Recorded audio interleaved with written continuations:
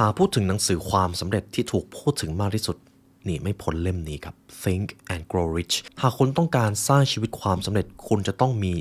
13 ปรัชญาชีวิตนี้คุณนโปเลียนฮิลได้พยายามค้นหาคำตอบถึง 25 ปีครับอะไรคือปัจจัยที่ทำให้คนประสบความสำเร็จมั่งคั่งและมีชีวิตที่ยอดเยี่ยมซึ่งปรัชญาความสำเร็จทั้งหมดถูกถ่ายทอดลงไปในหนังสือเล่มนี้ในเอพิโซดนี้เราจะมาเรียนรู้บทสรุปจากหนังสือ Think and Grow Rich ครับ You are listening to The Library Podcast.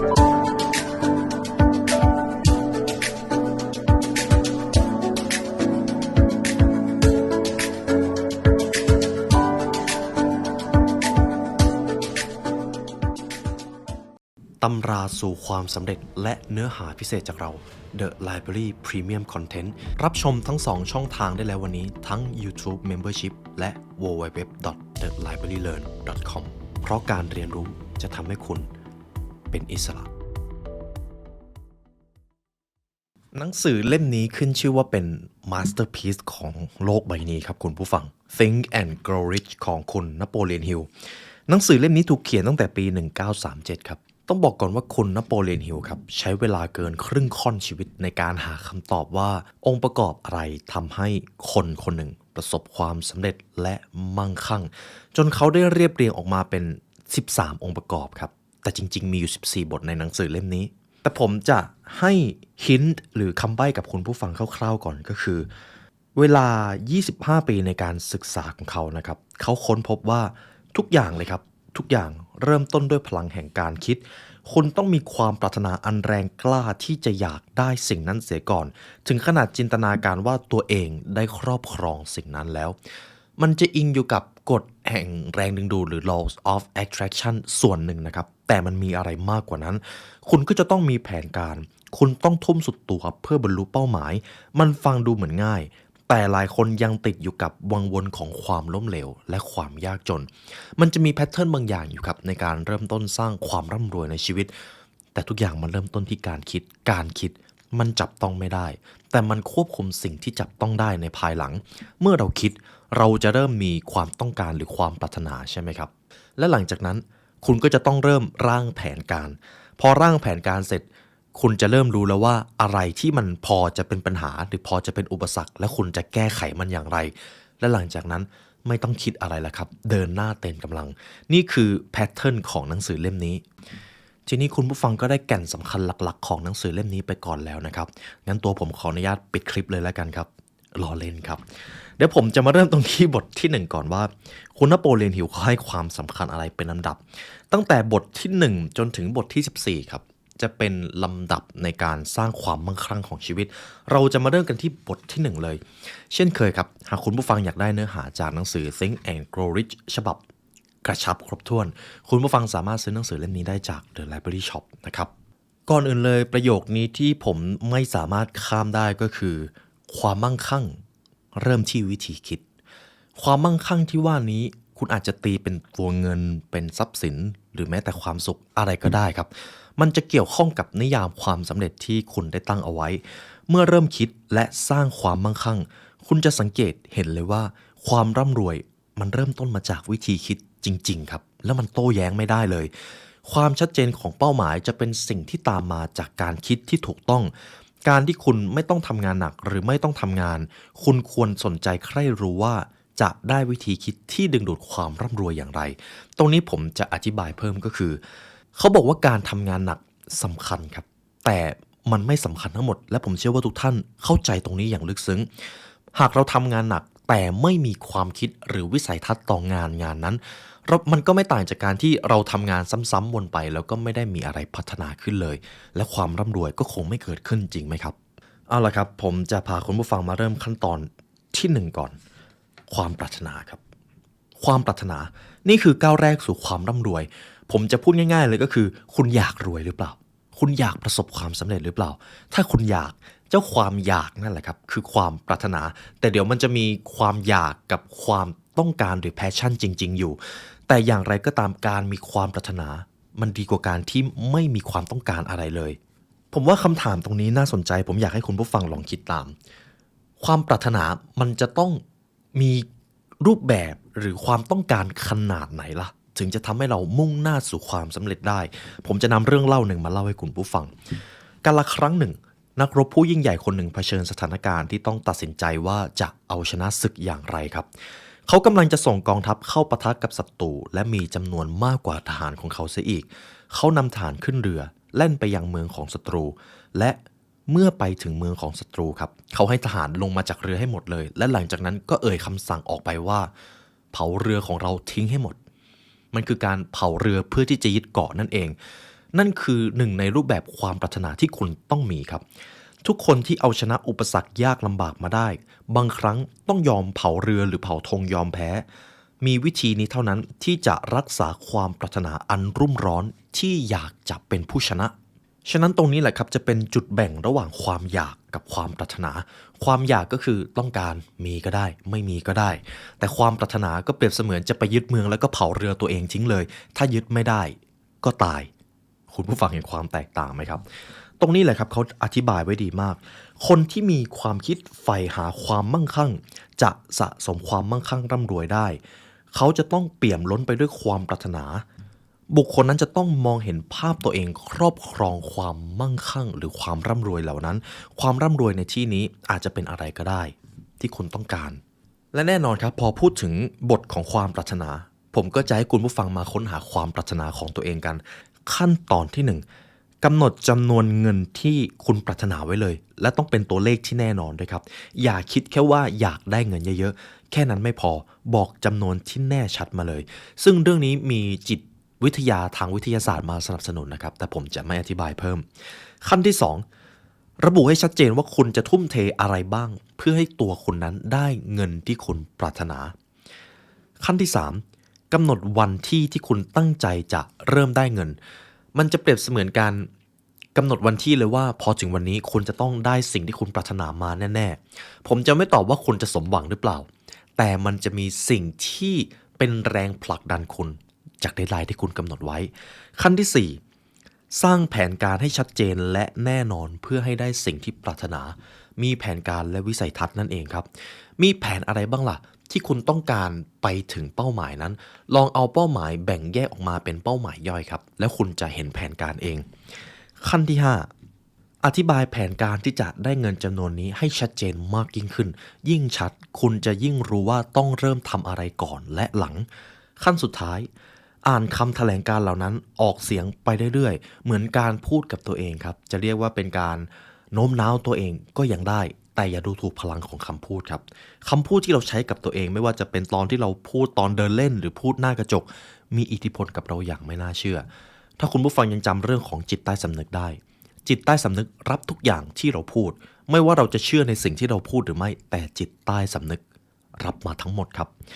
นี่คือ6ขั้นตอนที่คุณนโปเลียนฮิลได้เขียนลงไปในบทของความปรารถนานะครับเป็นบทแรกต่อไปครับผมจะพาคุณผู้ฟังมาที่บทที่2หรือขั้นตอนที่2จะเกี่ยวกับเรื่องของศรัทธาครับศรัทธาในที่นี้อาจจะเรียกว่าความเชื่อมั่นในตัวเองก็ยังได้แต่ศรัทธาหรือความเชื่อมั่นในที่นี้มันคือการมองเห็นภาพและเชื่อว่าคุณจะได้ในสิ่งที่ตัวเองปรารถนาผมกล้าบอกว่าในทุกๆครั้งที่เราตั้งเป้าหมายถ้าเป้าหมายนั้นมันเป็นนิยามความสำเร็จของเราจริงๆเราอาจจะเริ่มสงสัยกับตัวเองว่าเราจะทำได้จริงๆหรอเราเนี่ยนะจะมีเงินจำนวนนั้นเราเนี่ยนะจะประสบความสำเร็จแบบนั้นถ้าคุณรู้สึกแบบนั้นไม่เป็นไรเลยครับแม้แต่ตัวผมเองก็ยังรู้สึกแต่จริงๆคือความกลัวในที่แห่งนั้นมันเป็นเรื่องปกติครับแต่อย่าลืมว่าอีกด้านหนึ่งเราก็มีความเชื่อมั่นความกล้าหาญหรือศรัทธานั่นเองอยู่ที่ว่าคุณจะโฟกัสด้านไหนครับศรัทธาคือสภาวะจิตใจที่กระตุ้นหรือสร้างได้ด้วยการยืนยันซ้ำๆพูดกับตัวเองซ้ำๆจริงๆวิธีสร้างความเชื่อมั่นหรือสร้างศรัทธาผมจะให้ key factor หรือองค์ประกอบหลักมา2อย่างนะครับ1คือการพูดกับตัวเองในสิ่งที่มันเป็นไปในด้านบวกกับ2ฟังในสิ่งที่ทำให้คุณมีแรงบันดาลใจนี่คือ2ขั้นตอนพื้นฐานที่ผมจะให้เลยในตอนนี้อย่างที่คุณผู้ฟังฟังหนังสือเล่มนี้อยู่ก็เป็นการโน้มน้าวให้ตัวเองเชื่อมั่นในตัวเองครับแล้วพอคุณเชื่อมั่นคุณก็จะมีความมั่นใจพอคุณมีความมั่นใจคุณจะเริ่มกล้ามองหาโอกาสมากขึ้นนี่คือพลังอำนาจของเจ้าศรัทธานี่แหละครับผมจะอ่านประโยคตรงนี้ให้คุณผู้ฟังนะครับผู้คนหลายล้านคนเชื่อว่าพวกเขาถูกกำหนดให้ยากจนและล้มเหลว โดยพลังงานบางอย่างที่ควบคุมไม่ได้ทีนี้ผมจะถามว่าจริงๆแล้วพวกเขาโชคร้ายจริงๆจากสภาพแวดล้อมหรือพวกเขาโชคร้ายเพราะเขาเชื่อว่าสภาพแวดล้อมจะทำให้พวกเขาโชคร้ายครับคุณผู้ฟังคิดว่าความจริงคืออะไรครับเขาบอกแบบนี้เลยครับเราพร่ำบอกกับทุกคนมานานว่าความโชคร้ายนั้นมาจากความคิดไม่ได้มาจากสภาพแวดล้อมเลยเพราะคนที่ประสบความสำเร็จแม้แต่ช่วงเวลาที่เขาเจอหายนะหรือเจอวิกฤตเขาก็สามารถพลิกวิกฤตให้กลายเป็นความสำเร็จได้และหลายคนก็ยังมองว่าพวกเขาโชคดีแต่จริงๆโชคทั้งหมดนั้นเขาสร้างขึ้นมาด้วยความคิดของพวกเขาครับในข้อนี้ผมอยากให้คุณผู้ฟังลองทบทวนความเชื่อของตัวเองดูก่อนว่ามีบ้างหรือเปล่าที่เราเคยพูดกับตัวเองว่าเฮ้ยเราทำไม่ได้หรอกอย่างเราเนี่ยนะจะประสบความสำเร็จถ้าเราเคยพูดอะไรแบบนั้นไม่เป็นไรครับแก้ตอนนี้ก็ยังไม่สายลองเปลี่ยนคำพูดกับตัวเองดูว่าทำไมเราจะทำไม่ได้วันหนึ่งยังไงเราก็ประสบความสำเร็จหากเรายึดติดอยู่กับสิ่งที่เป็นกิจวัตรที่ดีแบบนี้ได้ยังไงวันหนึ่งเราก็เก่งขึ้นฉลาดขึ้นเชี่ยวชาญมากขึ้นร่ำรวยมากขึ้นอะไรก็ได้ครับสิ่งที่เราพูดในช่วงเวลานี้จะหล่อหลอมตัวตนที่เราจะเป็นในอนาคตนี่คือส่วนของศรัทธาผมต้องบอกก่อนว่าในหนังสือเล่มนี้จะ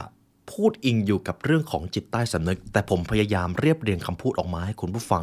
เห็นมโนภาพมากที่สุดต่อไปผมจะพูดถึงบทที่ 3การแนะนำใจตัวเองครับการแนะนำใจตัวเองคือสื่อกลางที่ชักจูงจิตใต้สำนึกการแนะนำใจตัวเองในที่นี้จะเปรียบเสมือน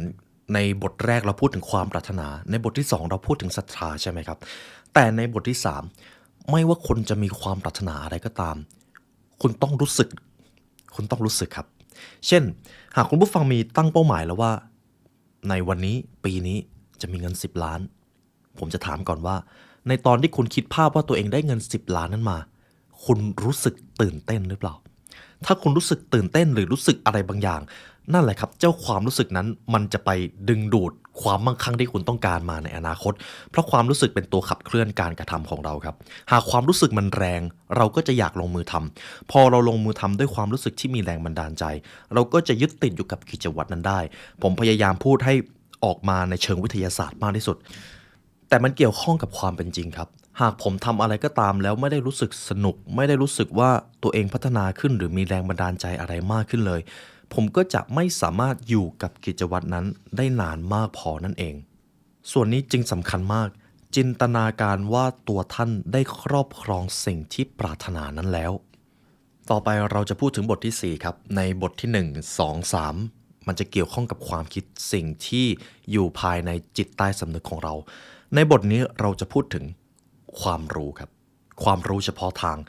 ความรู้คือก้าวที่ 4สู่ความร่ำรวยความรู้สำคัญมากแต่ความรู้แบบไหนล่ะที่จะทำให้ตัวเราประสบความสำเร็จความรู้เฉพาะทางคือประสบการณ์ส่วนตัวหรือสิ่งที่ได้พบเห็นความรู้จึงมีอยู่2ประเภทคือความรู้ทั่วไปและความรู้เฉพาะทางครับความรู้ทั่วไปไม่ว่าคุณจะมีมากมายหรือหลากหลายขนาดไหน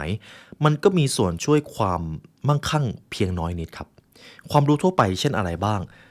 ส่วนใหญ่ที่คุณได้เรียนตอนอยู่ในรั้วการศึกษาครับอันนั้นคือความรู้ทั่วไปถามว่าจำเป็นไหมจำเป็นในการดำรงชีวิตขั้นพื้นฐานแต่ถ้าต้องการสร้างความมั่งคั่งความรู้ทั่วไปไม่พอครับมันจะต้องเป็นความรู้เฉพาะทางความรู้เฉพาะทางในที่นี้คือความรู้ที่คุณรู้มาก่อนแล้วว่าคุณจะรู้ไปทำไมและคุณจะเอาความรู้นี้ไปประยุกต์ใช้จริงได้อย่างไรเดี๋ยวตรงนี้ผมจะยกตัวอย่างให้คุณผู้ฟังครับแอนดรูว์ คาร์เนกีเขาเคยกล่าวเอาไว้แบบนี้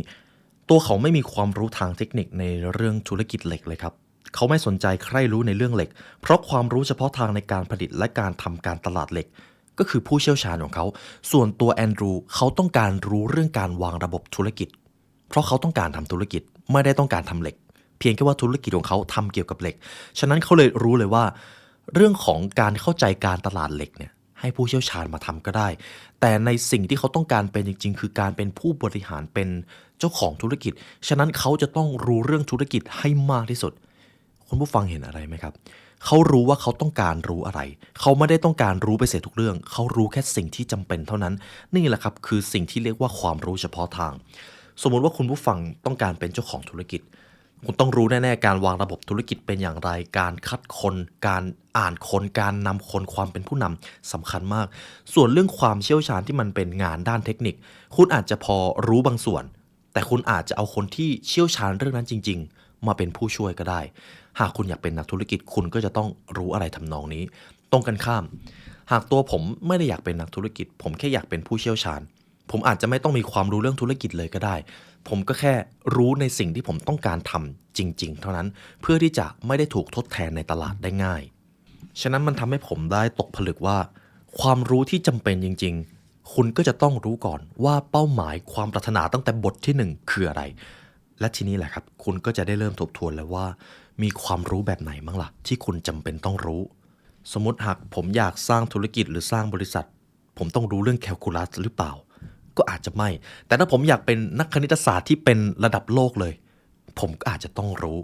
เห็นไหมครับนี่แหละครับคือความรู้ที่หนังสือเล่มนี้ได้พยายามอธิบายให้เราเข้าใจหนังสือเล่มนี้ได้บอกต่อครับความรู้อาจจะไม่มีคุณค่าเลยถ้าคุณนำไปใช้ประโยชน์ไม่ได้คนที่ประสบความสำเร็จไม่ว่าจะเรื่องอะไรก็ตามพวกเขาไม่เคยหยุดแสวงหาความรู้เฉพาะทางที่เกี่ยวข้องกับจุดมุ่งหมายธุรกิจหรืออาชีพของเขาเลยการเป็นนักเรียนรู้ตลอดชีวิตคือหน้าที่ไม่ใช่ทางเลือกครับต่อไปขั้นตอนที่5การจินตนาการคุณผู้ฟังจำประโยคนี้กันได้ใช่ไหมครับจินตนาการสำคัญกว่าความรู้ผมจำได้ว่าตอนประถมหรือมัธยมผมจะเถียงตลอดเลยความรู้สำคัญกว่าสิมันทำให้ผมได้เกรดดีแต่ทุกวันนี้ผมเข้าใจแล้วครับความรู้นั้นสำคัญแค่ช่วงเวลาหนึ่งแต่จินตนาการสำคัญไปถึงชั่วชีวิตจินตนาการคือแหล่งสร้างความคิดจินตนาการที่เหมาะสมจินตนาการของความสำเร็จจะทำให้เราอยากมีความปรารถนาที่จะเดินหน้าตามความสำเร็จนั้นนั่นเองจินตนาการคือแหล่งสร้างแผนการทุกอย่างเมื่อเราสร้างจินตนาการความอยากหรือความปรารถนามันจะเริ่มกลายเป็นรูปร่างขึ้นมาผมชอบประโยคนี้ที่เขาเขียนไว้ครับความคิดส่วนจินตนาการของคุณจะอ่อนแอลงถ้าคุณไม่ใช้งานมันจะโดนปลุกให้มีชีวิตชีวาก็ต่อเมื่อเกิดการใช้งานขึ้นนี่จึงเป็นเหตุผลที่ว่าทำไมหนังสือเล่มนี้จึงแนะนำว่าคุณจะต้องจินตนาการให้ออกถึงตัวตนที่คุณประสบความสำเร็จไม่ว่าจะมีเงิน10 ล้านที่คุณได้ตั้งเอาไว้หรือมีธุรกิจในฝันได้เปลี่ยนแปลงชีวิตผู้คนบนโลกใบนี้คุณจะต้องจินตนาการให้ออกเพราะถ้าคุณจินตนาการไม่ออกคุณจะไม่มีความอยากคุณจะไม่มีภาพที่คุณประสบความสำเร็จและคุณก็จะไม่รู้ว่าต้องมุ่งหน้าไปทางไหนนี่คือความสำคัญของเจ้า imagination ครับจินตนาการพอถึงบทนี้เดี๋ยวผมจะเอาประสบการณ์ช่วงปีที่แล้วมาเล่าให้คุณผู้ฟังครับในคลิปนี้น่าจะลงปี 2024 ในช่วงต้นปี 2023 ครับเป็นช่วงแรกที่ผมเริ่มสร้างพอดแคสต์ให้กลายเป็นรูปแบบของทีมเป็นบริษัทการทำเป็นบริษัทก็จะเกี่ยวข้องกับธุรกิจแต่ธุรกิจจะถูกสร้างขึ้นมาเพื่อสร้างคุณค่าสร้างโอกาสหรือแก้ปัญหาให้กับผู้คนผมจำได้เลยว่าในช่วงเดือนมกราในช่วงปี 2023 ผมไม่รู้ด้วยซ้ำว่าธุรกิจที่ผมสร้างขึ้นมาหน้าตาจะเป็นยังไงผมก็เริ่มวางแผนครับผมวางแผนด้วยสิ่งที่เรียกว่าจินตนาการผมจินตนาการเลยว่าผมจะเข้าตลาดไหนบ้างผมจะสร้างสื่อให้ออกมามีหน้าตาเป็นอย่างไรปณิธานที่ผมได้ตั้งเอาไว้ควรจะส่งอิทธิพลไปในด้านไหนและวิสัยทัศน์ภาพสุดท้ายที่ผู้คนมองเห็นแบรนด์หรือธุรกิจของผมผู้คนจะมองในรูปแบบใดหรือรู้สึกอย่างไรกับแบรนด์ของผมจินตนาการหมดเลยครับเพราะผมไม่รู้ด้วยซ้ำว่าสิ่งที่ผมวางแผนไว้จะเป็นจริงหรือไม่แต่คุณผู้ฟังครับผมจำได้เลยว่าทุกสิ่งที่ผมวางเอาไว้ในช่วงมกราปีที่แล้วเป็นจริงหมดเลยสำหรับแผนระยะสั้นครับนี่คือสิ่งที่ทำให้ผมมองเห็นความสำคัญของจินตนาการถ้าตัวผมที่เป็นผู้นำยังจินตนาการไม่ออกผู้ตามก็แทบไม่ต้องพูดถึงครับฉะนั้นการจินตนาการมันอาจจะไม่สามารถเปลี่ยนแปลงสิ่งที่อยู่รอบตัวคุณได้ภายในช่วงเวลานั้นแต่มันจะเปลี่ยนแปลงสิ่งอื่นๆในอนาคตและพอคุณรู้ตัวอีกทีคุณก็ทำสำเร็จไปแล้วแต่เพียงแค่จินตนาการมันก็จะต้องมีแผนการตามมาเท่านั้นเองครับซึ่งพอผมพูดถึงการวางแผนก็จะมาสู่บทที่6การวางแผนอย่างเป็นระบบการวางแผนคือความปรารถนาที่ตกผลึกจนกลายเป็นการลงมือทำมีความปรารถนามีความเชื่อมั่นมีจินตนาการมีความรู้แน่นอนครับแผนการก็จะต้องตามมาหลักการวางแผนแบบไหนถึงจะทำให้แผนการของคุณตรงกับความเป็นจริงมากที่สุดผมจะอธิบายสั้นๆก็คือ ไม่มีใครมีประสบการณ์การศึกษาพรสวรรค์และความรู้มากพอที่จะสร้างความมั่งคั่งด้วยตัวคนเดียวครับคุณต้องพึ่งพาผู้อื่นคุณต้องอาศัยความร่วมมือทุกแผนการสร้างความมั่งคั่งควรเกิดจากความร่วมมือระหว่างตัวคุณเองและคนที่เหมาะสมในชีวิตข้อนี้จะเกี่ยวข้องกับความสัมพันธ์เลือกคนที่เชี่ยวชาญในเรื่องนั้นมีความรู้และที่สำคัญเขาต้องหวังดีกับคุณด้วยพวกเขาจะคอยเติมแนวคิดที่ถูกต้องให้คุณขอให้พันธมิตรผู้เชี่ยวชาญพิจารณาและเห็นชอบแผนการเหล่านั้นมานั่งถกกันเลยก็ได้ว่าแผนที่คุณต้องการนั้นมีความเป็นจริงขนาดไหนสามารถประสบความสำเร็จได้หรือเปล่ามีจุดอ่อนอะไรบ้างที่คุณอาจจะมองข้ามไปถ้าเรามีแผนแรกแล้วไม่ประสบความสำเร็จดีแล้วครับยิ่งล้มเยอะคุณจะเริ่มมองเห็นจุดอ่อน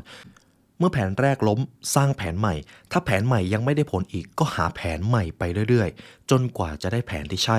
คนส่วนใหญ่มักล้มเหลวเพราะย่อท้อขาดความมุ่งมั่นที่จะหาแผนใหม่มาแทนที่แผนเก่านั่นเองข้อนี้จึงสรุปได้ง่ายๆว่ายิ่งแผนคุณดีแค่ไหนคุณก็ยิ่งประสบความสำเร็จมากขึ้นเท่านั้นแต่ครับผมกล้าบอกเลยว่าแผนที่คุณตั้งเอาไว้ไม่ว่าจะเกี่ยวข้องกับเรื่องความสำเร็จหรือเรื่องความก้าวหน้าทุกอย่างจะไม่เป็นไปตามแผนครับแต่คุณต้องมีแผนเท่านั้นเลยครับทุกอย่างมันจะเกิดข้อผิดพลาดคุณอาจจะเจอความล้มเหลวในสิ่งที่คุณไม่ได้วางแผนเอาไว้ด้วยซ้ำแต่คุณต้องมีแผนเพราะไม่อย่างนั้นมันจะไม่มีทิศทางครับมันจะกลายเป็นเรือที่ไม่มีทิศทางเลยตรงนี้เดี๋ยวผมจะเสริมประสบการณ์ส่วนหนึ่งที่ผมได้เจอก็คือผมก็วางแผนครับในช่วงปีที่แล้วว่าผมวางแผนว่าผมจะทำให้ธุรกิจของตัวเองหน้าตาเป็นอย่างไรผมจะเสริมความสำเร็จในชีวิตตัวเองให้หน้าตาเป็นแบบไหนผมมีแผนจริงครับแต่ไม่มีอะไรเป็นไปตามแผนเลยมั่วไปหมดเลยครับแต่พอมันมีแผนมันทำให้ตัวผมเองหรือองค์กรของผมไม่หลุดออกไปจากกรอบมากกว่าที่มันควรจะเป็นตรงนี้แหละครับทำให้ผมเห็นว่าแผนเปรียบเสมือนสมอที่เอาไว้ยึดเรือไม่ให้ไหลไปตามคลื่นโดยไม่รู้ทิศทางต่อไปเป็นบทที่7ครับบทนี้ผมชอบมากการตัดสินใจครับการตัดและสินใจการตัดสินใจคือองค์ประกอบของความสำเร็จหลายคนไม่กล้าตัดสินใจเพราะการตัดสินใจมันมักจะเกี่ยวโยงกับว่าคุณจะไม่รู้ด้วยซ้ำว่าผลลัพธ์ในอนาคตมันจะเป็นแบบไหนหลายคนกลัวการตัดสินใจแต่ถ้าคุณต้องการมั่งคั่งคุณหลีกเลี่ยงสิ่งนี้ไม่พ้นไม่ว่าคุณจะกลัวหรือไม่ชีวิตไม่สนใจครับคุณจะต้องเอาชนะให้ได้การตัดสินใจคือชัยชนะเหนือการผัดวันประกันพรุ่งนั่นเองเขาบอกเอาไว้แบบนี้เลยครับพยายามตัดสินใจให้เด็ดขาดและรวดเร็วและเปลี่ยนการตัดสินใจนั้นช้าๆถ้ามันจำเป็นครับเขาบอกว่าจากการวิเคราะห์คนหลายร้อยที่สั่งสมความมั่งคั่งได้เกิน1 ล้าน USD พบว่าคนเหล่านั้นมีนิสัยตัดสินใจเร็วครับและเปลี่ยนแปลงการตัดสินใจช้าๆหากจำเป็นการตัดสินใจจะเกี่ยวโยงกับความเด็ดขาดในช่วงก่อนหน้านี้ที่ผมมีโอกาสได้พูดคุยกับคนที่อยู่ในช่วงวัย First Jobber เขาบอกเลยว่าผู้นำที่เขาต้องการคือคนที่เด็ดขาดกล้าตัดสินใจนี่อาจจะเป็นเพนพอยต์ของคนทำงานที่มีผู้นำไม่กล้าตัดสินใจก็ได้ครับเมื่อคุณไม่กล้าตัดสินใจคุณจะชะลอความสำเร็จไปด้วยและถ้าคุณเป็นคนที่มีผู้ตามก็จะต้องรอการตัดสินใจจากคุณมันก็จะช้าไปหมดเลยครับทีนี้คำถามก็คือเหตุผลอะไรที่คนส่วนใหญ่ไม่กล้าตัดสินใจคุณผู้ฟังลองคิดตามนะครับคนส่วนใหญ่ที่ล้มเหลวในการได้เงินทองตามต้องการนั้นมักถูกความคิดเห็นหรือคำวิพากษ์วิจารณ์จากคนอื่นชักจูงได้ง่ายๆคนพวกนี้ยอมให้ข่าวในหนังสือพิมพ์และพวกเพื่อนบ้านคิดแทนตัวเองความคิดเห็นเป็นสินค้าราคาถูกที่สุดในโลกเพราะใครๆก็มีความคิดเห็นและพร้อมจะสาดความคิดเห็นของตนไปยังคนอื่นถ้าโดนความคิดเห็นของคนอื่นชักจูงขณะตัดสินใจคุณจะไม่ประสบความสำเร็จกับเรื่องใดๆได้เลยครับฉะนั้นสรุปได้เลยหลายคนกลัวคำวิพากษ์วิจารณ์หลายคนกลัวถูกนินทาหลายคนกลัวความคิดเห็นของคนอื่นโดยเฉพาะในยุคโซเชียลมีเดียความคิดเห็นเป็นสิ่งที่ฟรีหรือราคาถูกมากทำให้คนกลัวนั่นเองครับแต่ถึงอย่างไรก็ตามคุณต้องกล้าตัดสินใจบางครั้งพอคุณมีความฝันคนใกล้ตัวอาจจะเริ่มดูถูกอาจจะเริ่มล้อเลียนสิ่งที่คุณฝันแต่ช่างเขาเถอะครับเราทำอะไรไม่ได้เลยมีแค่ตัวเราเท่านั้นที่จะควบคุมความคิดและการกระทำของตัวเองได้ข้อนี้สรุปได้เลยครับคนที่ตัดสินใจเด็ดขาดและรวดเร็วมักได้สิ่งที่ต้องการในภายหลังต่อไปผมจะพาคุณผู้ฟังมาที่บทที่8ครับความไม่ย่อท้อกริดนั่นเองความทรหดความไม่ย่อท้อคือการรักษาความพยายามที่จำเป็นในการมุ่งไปสู่ความสำเร็จความไม่ย่อท้อในที่นี้ คือความทรหดมันคือปัจจัยสำคัญในการเปลี่ยนความปรารถนาให้เป็นผลลัพธ์ในโลกแห่งความเป็นจริงผมจะแทนที่ด้วยคำว่าความทรหดนะครับความทรหดอาจดูไม่ได้เป็นคุณสมบัติที่ยิ่งใหญ่มันดูธรรมดามากเลยแต่มันเป็นคุณลักษณะสำคัญที่สร้างมนุษย์ครับมันเปรียบเสมือนคาร์บอนที่สร้างเหล็กความทรหดคือสิ่งที่คุณตัดสินใจกระทำวันแล้ววันเล่าโดยไม่สนเลยว่าในช่วงเวลานั้นคุณจะอยากทำหรือไม่อยากทำคุณจะท้อหรือคุณจะเดินหน้าคุณไม่สนคุณรู้แค่ว่ามันเป็นสิ่งที่ต้องทำนั่นคือความทรหดครับดังนั้นแล้วไม่มีคุณสมบัติใดทดแทนความทรหดได้คุณจะมีกำลังใจเมื่อคุณยังรักษาวินัยได้แม้ว่าคุณจะรู้สึกท้อก็ตามโดยเฉพาะในช่วงเริ่มต้นที่ทุกอย่างดูยากแต่ถ้าคุณเป็นคนที่ปลูกฝังวินัยให้ตัวเองมาตั้งแต่เนิ่นๆยังไงความสำเร็จของคุณก็สูงกว่าค่าเฉลี่ยต่อไปเป็นบทที่9พลังของทีมผู้เชี่ยวชาญทีมผู้เชี่ยวชาญในที่นี้คือคนที่คอยผลักดันให้คุณประสบความสำเร็จและตัวคุณก็ผลักดันพวกเขาด้วยข้อนี้ผมจะย้ำในเรื่องที่ว่าความสำเร็จที่คุณฝันอยู่คุณต้องพึ่งพาคนอื่นครับเมื่อความคิดของคนหลายๆคนมาเจอกันแล้วเป็นความคิดที่ถูกต้องทัศนคติที่อยากประสบความสำเร็จมันจะสร้างพลังงานที่3ซึ่งมองไม่เห็นและจับต้องไม่ได้เรากับเป็นความคิดและจิตใจที่3 1 บวก 1 เท่ากับ3นั่นเองนี่คือพลังอำนาจของคำว่า synergize ครับหรือการร่วมมือเมื่อนำบันทึกของผู้มั่งคั่งและผู้มั่งคั่งพอประมาณมาวิเคราะห์คุณจะเห็นว่าคนเหล่านี้ใช้หลักการทีมผู้เชี่ยวชาญเขาจะมีที่ปรึกษาเขาจะมีทีมที่คอยระดมความคิดซึ่งกันและกันในที่ทำงานก็จะเรียกว่าการประชุมใช่ไหมครับผมจำได้เลยว่าในช่วงแรกๆของการเริ่มต้นทำงานผมไม่ได้เห็นความสำคัญของสิ่งนี้แต่ตอนนี้ขาดไม่ได้แล้วครับ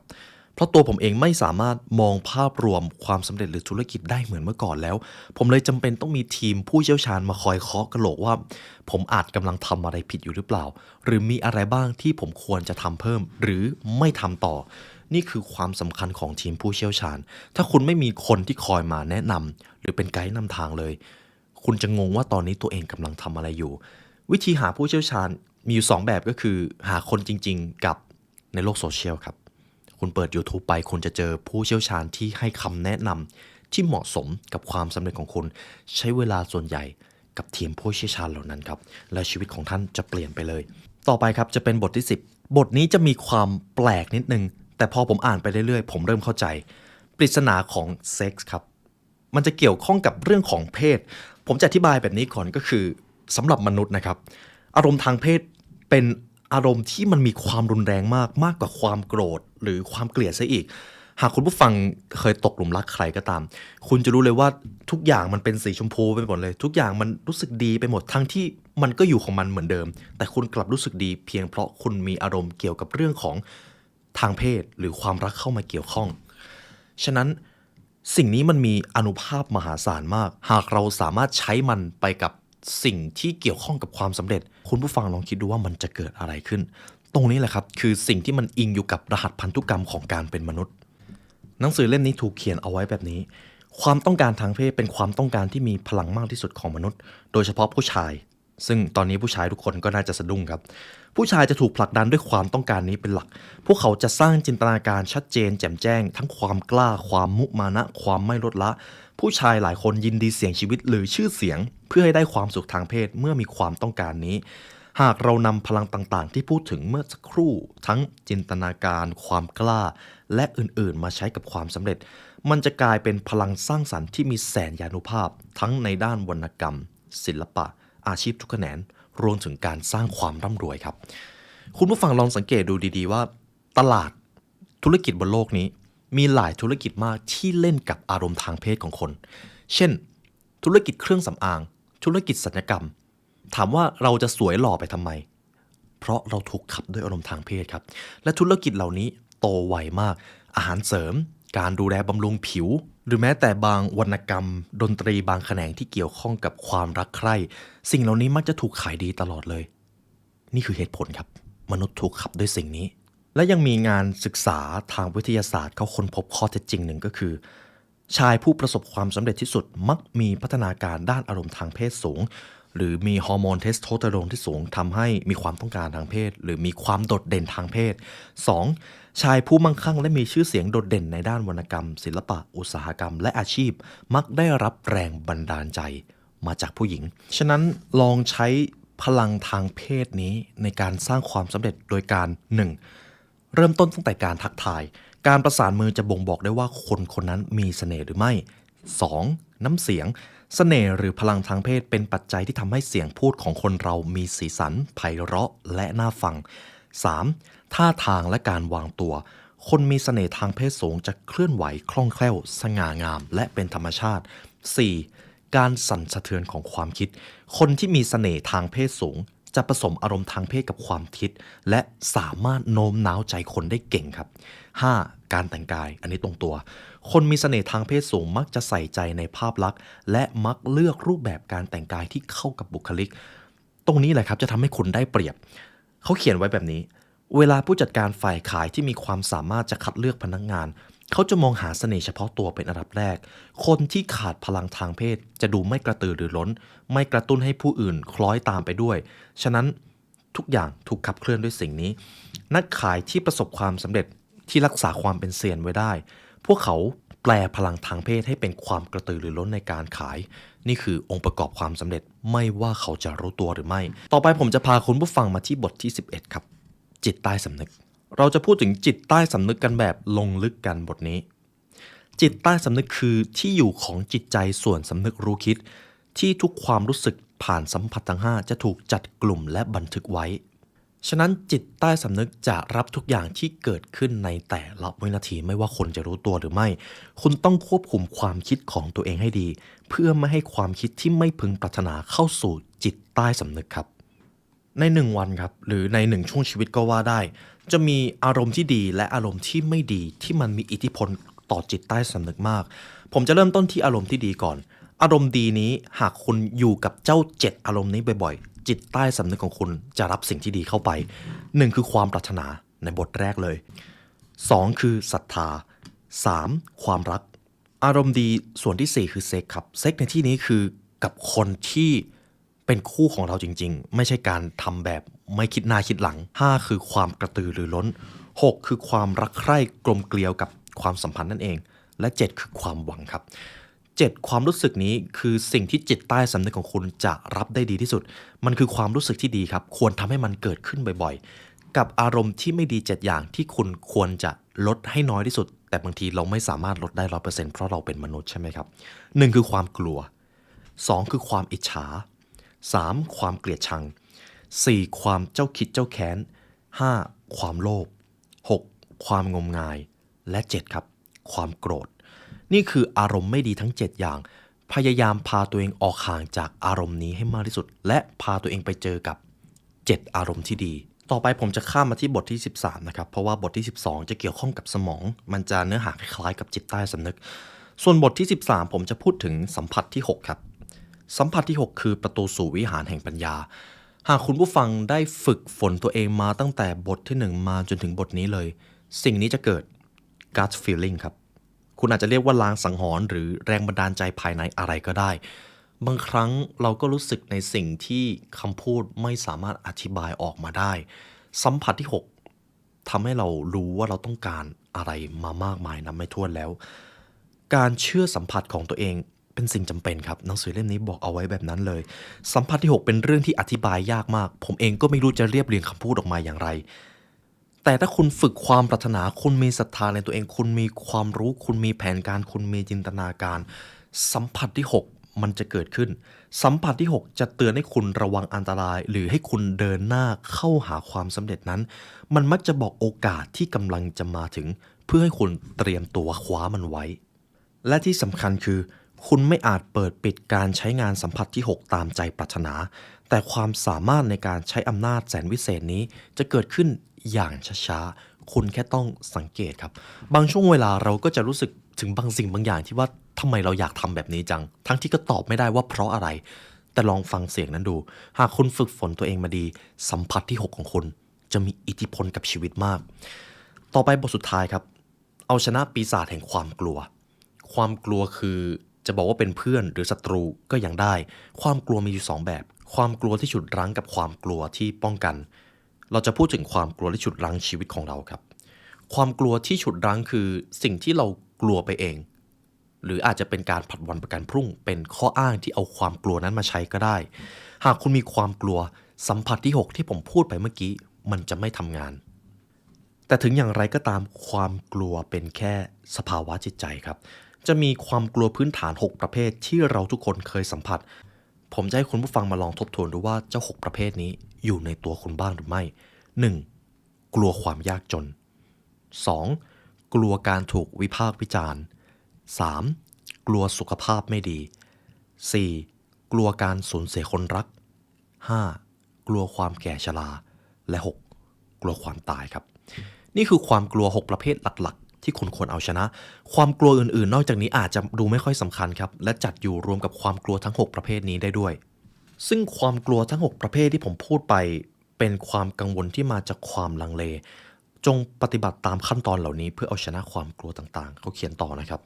1. ปลดเปลื้องตัวเองออกจากความกลัวตายอย่าได้กลัวตายเพราะทุกปรัชญาก็ได้บอกไว้เหมือนกันว่าความตายคือสิ่งที่สวยงาม 2. เคี่ยนความกลัวความยากจนให้ราบคาบด้วยการเลือกจะมีชีวิตมั่งคั่งให้มากที่สุดเท่าที่จะทำได้